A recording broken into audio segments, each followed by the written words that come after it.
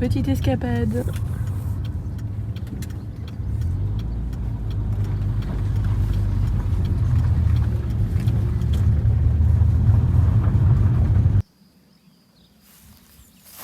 Donc ça va être la rencontre. Et oui, elles sont un peu peureuses celles-là par contre, mais bon après c'est normal. Hein. Elles ont jamais été manipulées et puis... Et alors?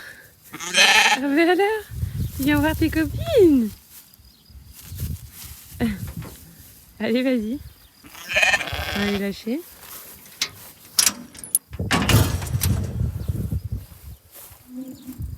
Allez.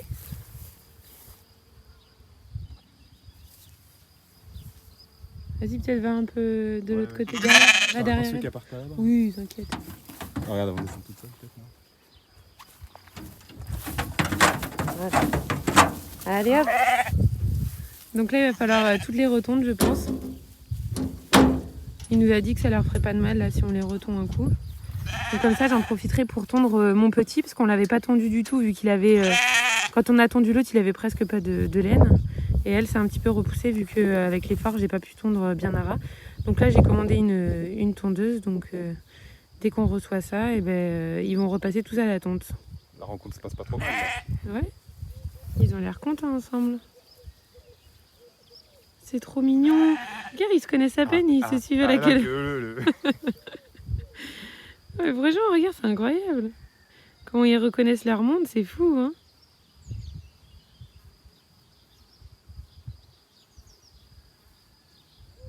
C'est trop mignon, je trouve.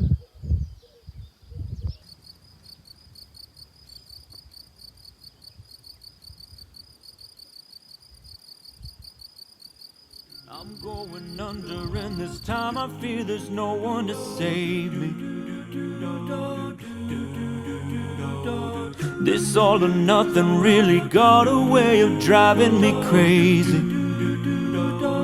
I need somebody to heal, somebody to know, somebody to help, somebody to hold.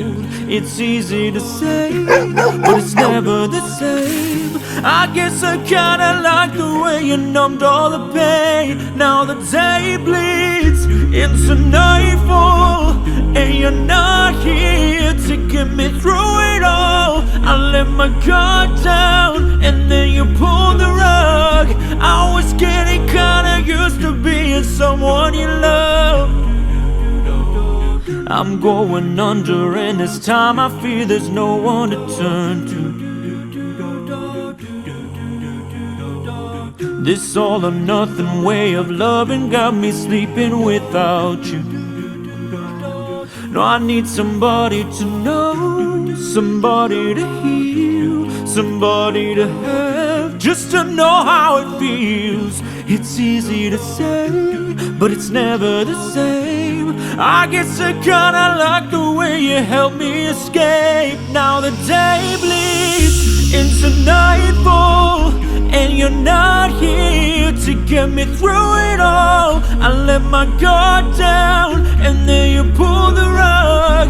I was getting kinda used to being someone you love, and I tend to close my eyes when it hurts. Sometimes I fall into your arms. I'll be safe in your sound till I come back around. But now the day bleeds into night. Bon, bah malheureusement, il s'est ouvert un jour où j'étais pas là. Donc je pense que c'était ce matin. Et là, justement, il y a un gazé qui arrête pas de tourner autour du prunier que je vous ai filmé. Je pense que c'est lui, je ne sais pas. En tout cas, voilà, ça s'est ouvert. Donc là, en fait, vous voyez, c'est tout vide dedans. Ça s'écrase. Hop.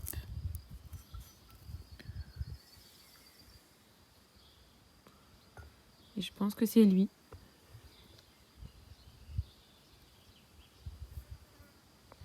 Et là, vous voyez que sur mon olivier, il y a un autre cocon. Donc, je pense qu'il y a plusieurs individus. Donc, c'est une super bonne nouvelle, puisqu'en fait, le gazé est un papillon qui est un petit peu en voie de disparition depuis qu'il y a eu beaucoup d'emplois de pesticides, de choses comme ça. Les façons aussi, les méthodes culturelles ont grandement rendu problématique la multiplication du gazé. Ah, tiens, il n'arrête pas de voler autour de moi. Enfin bref, voilà, du coup je suis vraiment très contente de les accueillir dans mon jardin. On voit même devant là un petit reste de la chenille juste là. Voilà. Et puis là, c'est tout vide. Hop. Donc ça, c'est mes petits oliviers qui sont en fleurs. L'année dernière, j'avais eu 3 olives. Et là, cette année, il a vraiment beaucoup de fleurs. Mais son voisin pollinisateur, lui, n'en a pas beaucoup. Donc je ne sais pas si ça va marcher. En tout cas, il est super beau. Donc vous voyez qu'en Limousin, on arrive quand même à avoir quelques petites choses. Sachant qu'en plus, ils sont tout jeunes. S'ils ont 5-6 ans, c'est bien tout. Mais voilà, ils n'ont pas gelé malgré l'hiver assez froid qu'on a eu. Et le printemps très pluvieux. Avec les gelées, ils n'aiment pas trop quand c'est mouillé et que ça gèle.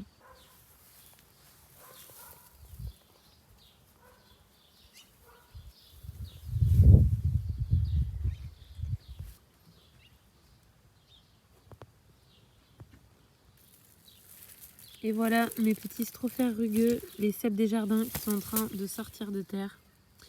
Je suis contente parce que je pensais vraiment que ça n'allait pas marcher. Normalement, c'est au début du printemps. Et vous voyez qu'avec le printemps très froid qu'on a eu, ça a attendu longtemps. Donc là, je vais voir jusqu'à combien de centimètres ils peuvent pousser avant de les goûter et de vous en parler sur la chaîne.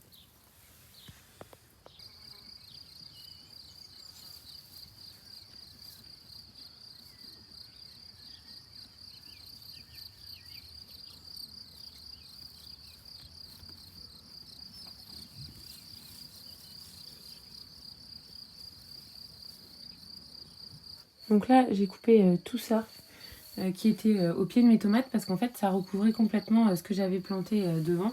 Là, on voyait plus du tout le pied de concombre, on voyait plus du tout les pieds de basilic, on voyait plus l'aubergine.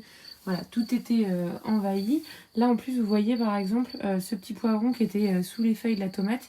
Il a beaucoup moins profité que ses voisins, vous voyez, qui sont... ouais, ils ont bien presque 25 cm de plus, vous voyez la différence entre les deux. Donc je l'ai un petit peu libéré et puis j'ai dégagé le pied. En fait pour plusieurs raisons. Donc déjà pour faire de la place au sol et pouvoir continuer de cultiver juste à côté. Aussi pour éviter que l'humidité en fait reste en train de stagner sous ces feuilles qui en fait ne servent à rien. Elles font même plus de photosynthèse vu qu'elles sont toutes en bas. Et la troisième raison, c'est pour pouvoir arroser bien au plus près des racines et pas avoir la visibilité cachée par les feuilles. Voilà. Donc voilà ce que ça donne. Au niveau des tomates, j'essaie de vous reculer au maximum. Donc moi, je suis loin d'avoir des tomates rouges et mûres. Là, elles sont en train de se former. J'en ai vu un petit peu partout sur tous les pieds. Là, il y a essentiellement de la Sacha Altaï, de l'ananas et de la marmande. Alors l'ananas et la Sacha Altaï, c'est sûr, c'est des graines reproductibles, je les ai prises chez Semaille.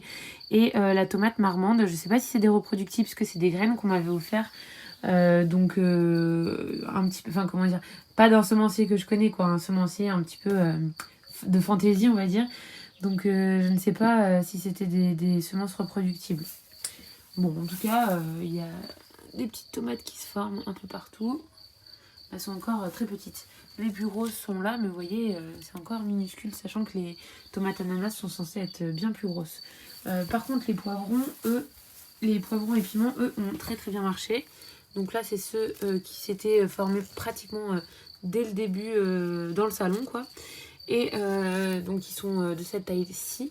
Et là, il y a la deuxième génération des feuilles un peu plus hautes qui est en train d'arriver. Vous voyez, il y en a vraiment partout. J'ai donc viré tous les radis qui étaient là et j'ai semé quand même 4 petits pieds de pastèque. Je sais pas si ça va marcher, on verra bien. Et là-bas, il y a toujours le curcuma. Donc ce matin, on est parti à un vide-grenier brocante. C'était vraiment que des particuliers. Donc je vais vous montrer vite fait ce qu'on a trouvé et à quoi ça sert, à combien. Donc là, du coup, cette lampe tempête, c'est une de la marque Meva. Sur internet, vous pouvez en trouver entre 20 et 40 euros selon l'état. Hein. Si genre c'est tout neuf, c'est 40. Si par contre elle est un petit peu abîmée comme celle-ci, vous allez pouvoir la trouver entre 10 et 20 euros. Donc là, je l'ai trouvé à 5 euros. Bon, j'aurais peut-être pu négocier, mais j'ai pas. Voilà. Donc 5 euros cette petite lampe. Le verre est pas du tout cassé. Donc je vais essayer de la renettoyer un petit peu pour pour qu'elle paraisse un peu plus jolie. Mais je suis assez contente de cette petite lampe. Ensuite là, cette petite panière on peut mettre le linge ou ranger des choses dedans. Elle est en très très bon état, hein, pratiquement neuve. Je l'ai eu pour 4 €. Là c'est un grand drap plat en coton qui est vraiment de bonne qualité, hein. C'est du coton un peu ancien on va dire, ça se voit. Il est très épais, de bonne qualité. Donc ce drap là, je l'ai pris pour essayer de me faire une jupe et peut-être aussi faire des petits sacs à vrac. Ensuite j'ai pris ce petit plateau, oui alors le drap 1 €, je sais plus si je vous l'ai dit. Ensuite ça, ce petit plateau je l'ai pris aussi à 1 €. Je vais les nettoyer, bien nettoyer, et je ferai par exemple sécher quand j'ai des fleurs ou des plantes en petit nombre à faire sécher. Ensuite, ici côté outils, donc j'ai fait une commande sur le site La Frontière. Je vous en montrerai sûrement plus dans quelques temps, parce que j'attends quand même qu'on ait le temps de bien s'intéresser à la chose. Donc en fait c'est un site qui vend des outils de très bonne qualité avec un métal vraiment qualitatif. Donc des outils pour faucher, pour faire son bois, pour un petit peu tout, et pour aiguiser. Il vous fait aussi des vidéos, il vous apprend comment faire. Donc je vous recommande son site, je vous le mets d'ailleurs dans la barre d'infos. Et donc il me manquait pour aiguiser la faux, ce petit truc d'ailleurs j'ai encore oublié comment ça s'appelait. Du coup j'en ai trouvé un, celui-ci je l'ai pris à 3 €. Elle n'a pas voulu descendre plus bas. Donc 3 € celui-là, c'était celle de la brocante, et j'avais la flemme de faire une autre brocante, donc je l'ai pris.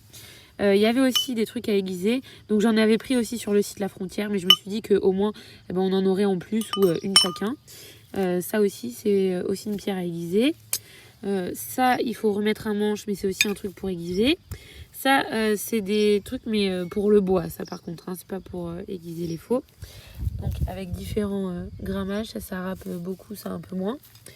Ce petit marteau que je trouvais sympathique. Et puis ça, alors par contre ça en fait le monsieur il nous a montré, je sais plus ce qu'il nous a montré pour nous expliquer un truc, et il nous a montré avec ça, et en fait quand on a pris ça sans faire exprès on l'a pris, et je pense qu'il a pas capté, ou alors il pensait qu'on le prenait, qu'il nous l'a offert avec, enfin j'en sais rien. Mais du coup quand je suis arrivée à la maison j'ai vu qu'il y avait ça, donc je ne sais pas à quoi ça sert. Donc dites-le moi en commentaire. Voilà, j'imagine que là faut taper dessus. Je sais pas trop à quoi ça peut servir. Le bout a pas l'air si tranchant que ça. Peut-être comme une sorte de couteau à bois, j'en sais rien. Donc voilà, je vais nettoyer tout ça. Et puis on se retrouve juste après. Vous voyez, c'est quand même des grands draps. Bon, ils sont pas de première jeunesse, hein. Il y a quelques petites taches à certains endroits. L'intérêt de prendre des tissus comme ça, là pour 1 €, vous avez à peu près un tissu qui doit faire bien 2,50 m, 3 m par 2,20 m. Et donc l'intérêt c'est que vous avez une grande surface pour pas très cher. Là pour 1 €, si j'avais dû l'acheter neuf, ça m'aurait coûté beaucoup plus cher. Donc dans les parties qui sont en bon état, vous allez pouvoir faire un petit peu ce que vous voulez, et puis quand il y a des choses en un peu plus mauvais état, vous pouvez faire des petits sacs à vrac, plein de choses utilitaires entre guillemets qui n'ont pas besoin d'être parfaits. Quand il y a une tache, vous pouvez faire une broderie dessus. Vous pouvez éventuellement essayer de les reteindre. Alors là c'est une couleur foncée, donc le teindre avec de la teinture végétale, ça risque de pas donner grand chose. J'essaierai peut-être avec du sureau, voir si ça peut redonner un petit peu de peps à cette couleur qui est un petit peu fanée on va dire. Mais voilà, il est très très grand, donc il y a de quoi faire plein de choses dedans pour 1 €. Voilà, j'ai commencé à essayer. J'ai commencé avec la râpe, et après j'ai fait avec l'enclumettes et un petit marteau. C'est très long. C'est très long, et en plus je pense que je l'ai même pas fait parfaitement. Alors, à mon avis c'est pas bien plus coupant que ce que j'avais avant. Mais bon, au moins je commence un petit peu à comprendre. Mais je sais pas en fait comment rattraper quand il y a des... Enfin je sais pas déjà si c'est normal qu'elle soit pas régulière. Il y a des endroits qui sont pas continues on va dire. Et vous voyez là par exemple quand il y a des petites dents comme ça, je sais pas si je dois les enlever ou si c'est pas grave. Là faut que j'affine encore un peu. Je vais continuer un petit peu. Je pense que ça n'a pas changé grand chose ce que j'ai fait. Je pense que je le maîtrise pas encore.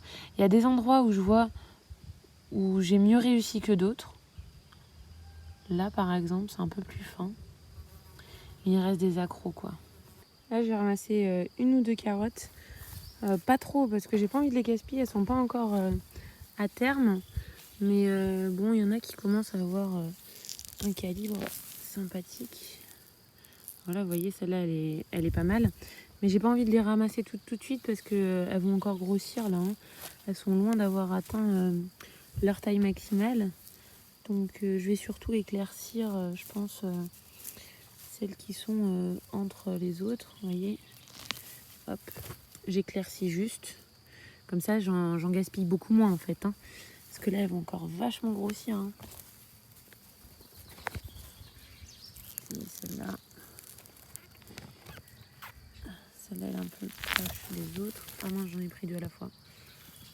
Oh. Voilà. J'éclaircis juste au fur et à mesure. Comme ça, elle continue de grossir. Ça, là, du coup, avec des petites pommes de terre nouvelles, pour 2, ça suffit. Hein, c'est très, très bon. Donc ça, et puis des petits œufs sur le plat avec. Et voilà, vous avez un repas, en fait. Donc j'ai ramassé les premières fèves qui étaient prêtes. Il n'y en a pas beaucoup hein, qui sont mûres hein, encore. Vous voyez comme on est en retard. Donc ça accompagnera la poêlée. J'ai pris un petit oignon blanc qui n'a pas fini. Mais bon, là j'en ai plus du tout dans ceux de l'année dernière. Donc c'est pas grave, ciselé. Là en plus vous pouvez utiliser les tiges. Tout ça, ça va aller dans la poêlée pour donner un petit peu de goût. La partie blanche et les parties vertes. Et là vraiment pour 2, on a un repas vraiment... assez conséquent parce qu'une fois que tout ça sera mélangé avec les œufs, ça sera parfait. Donc du coup, on va ramasser les strophères rugueux qui sont ouverts. Contrairement aux cèpes, il ne faut pas les ramasser quand ils sont juste tout petits comme ça, puisque c'est pas là qu'ils sont les meilleurs, c'est quand ils sont vraiment entièrement ouverts. Donc voilà, c'est pas du tout la même famille que les cèpes. Hein. Vous voyez qu'il y a des lamelles, une petite collerette et les petites limaces qui commencent à arriver dessus. Voilà, donc j'ai ramassé juste ça. Ça fait pas beaucoup, ils sont petits. Hein. Normalement, c'est beaucoup plus gros. Mais bon, là, je pense qu'il a fait un petit peu sec au moment où ils ont voulu sortir. Et puis en plus, ils avaient pas mal de concurrence. J'aurais peut-être dû rajouter un petit peu plus de taille. Je pense qu'il y a qu'à cet endroit que c'est sorti, alors que j'en avais mis aussi là-bas. Je vais aller regarder. Mais j'avais pas vu celui-là. Il y en a aussi ici. Ah bah ça pousse hyper vite. Ceux-là, ils étaient pas là hier soir quand j'ai regardé. Donc bon, je vais ramasser tous ceux qui sont déjà ouverts. Et les tout petits comme ça, je les garde. Vous voyez là, il y en a plein qui arrivent. Donc là, vous pouvez réarroser. Hein, il fait très très chaud en ce moment. Donc réarroser un petit peu sans détremper. Et comme ça, vous allez en avoir d'autres qui vont pousser. Donc voilà ce que j'obtiens pour le repas de ce soir. Voilà mes petits champignons. Donc pour ceux qui ont du mal à identifier les champignons, bah, au moins vous savez que là où vous allez planter, voilà, il n'y a quasiment pas de doute possible. Hein, il n'y en a pas d'autres qui ressemblent trop à ça. Et puis vous savez où vous avez mis votre mycélium. Hein. Donc là j'ai tout simplement tout mélangé ensemble.